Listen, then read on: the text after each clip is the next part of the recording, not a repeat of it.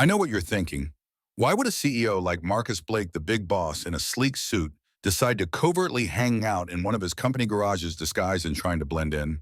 Well, sometimes you've got to step out of the boardroom and into the grind to really understand what's going down. So let me take you into this world where the grease and grit of hard work meets untold struggles, and where one mechanic named Aisha finds herself at the heart of this unexpectedly powerful story.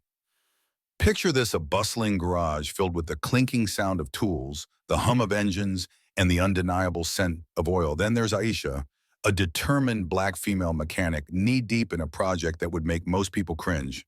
I mean, the tools she used looked like they belonged in a museum, dusty and outdated. I'll tell you, within minutes of slipping inside in his nondescript cap and oversized hoodie, Marcus spots Aisha working away, not a hint of fear on her face despite the hazardous conditions. But in a split second, everything changes when she accidentally drops a heavy tool. Why, I still hear the echo of that clang in my head. It wasn't just an accident, it was a reminder of the obstacles she'd faced over and over again.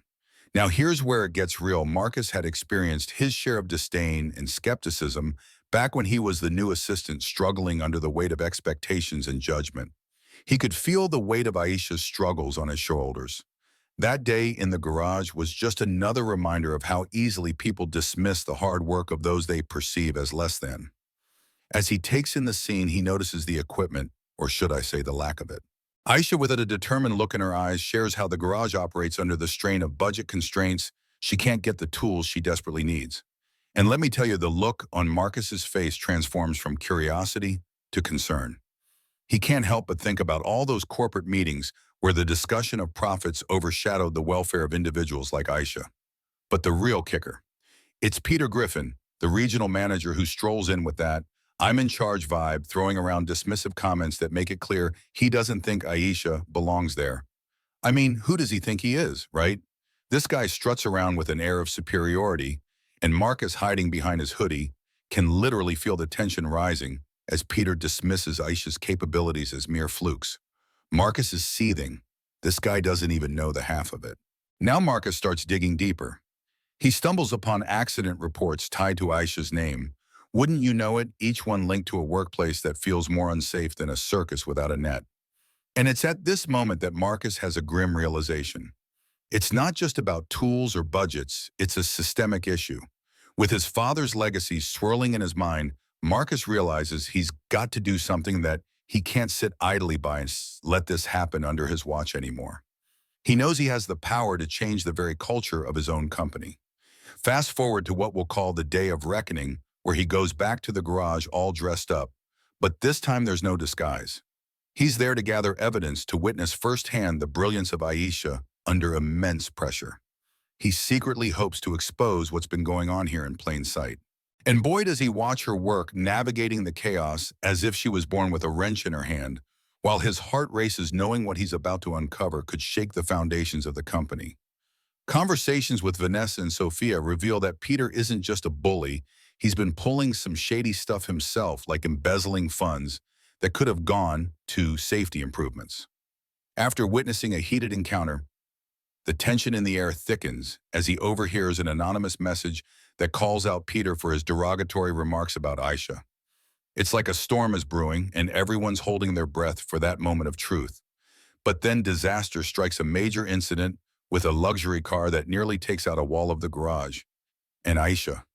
My heart was in my throat watching her spring into action, only to confront Peter, who's frothing at the mouth. It's raw and real. Her emotions spill out as she calls him out, her anger palpable. And Marcus knows he can't stay silent another second. This is it. He's not just the CEO anymore. He's a man standing for what's right. He steps forward, revealing himself, the jaw-dropping moment where he confronts Peter while presenting all that evidence. The tension in the air shifts. It's heavy with uncertainty as the management team is put on notice. But here's where it gets good. Marcus recognizes his own corporate missteps, pledging to close the garage for renovations to institute better practices. He promises a revamped operation where safety and respect are paramount. Yet let me tell you, it's not all smooth sailing. He faces a barrage of pushback from management, a crew steeped in old ways questioning his future as CEO. But Marcus stands his ground. He organizes a corporate meeting, laying out a powerful case about integrity and safety, and then Aisha steps up. She shares her story raw and unfiltered, the emotional weight of her experiences tangibly hanging in that sterile boardroom. And you could see people sitting up listening for once.